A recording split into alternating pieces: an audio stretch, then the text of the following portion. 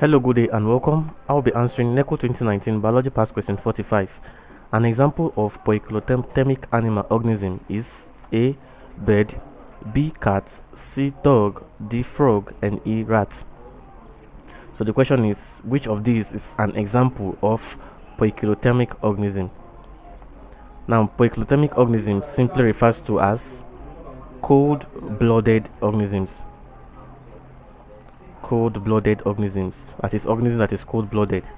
Then the opposite of poikilothermic is homoiothermic organisms. Now these organisms are warm-blooded organisms. Warm-blooded. Now option A says bird. Mostly poikilothermic organisms are actually organisms that lives in what? That lives in aquatic habitats. Mostly they live in aquatic habitats. Why these homoiothermic organisms are organisms that live on the land, that's terrestrial habitats or the arboreal habitats. Now bird is an organism that lives in the terrestrial habitats or the arboreal habitats, and so therefore it's a warm-blooded animal. So bird is a warm-blooded animal, it is not poikilothermic.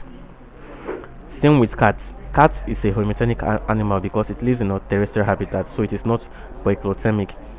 C says dog. Dog is also a homoiothermic animal, it is not poikilothermic. Option E says rat.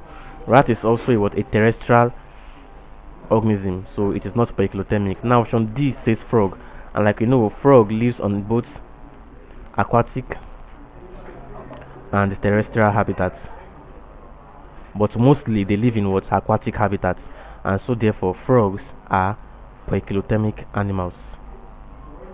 They are poikilothermic organisms, that is, they are cold-blooded organisms.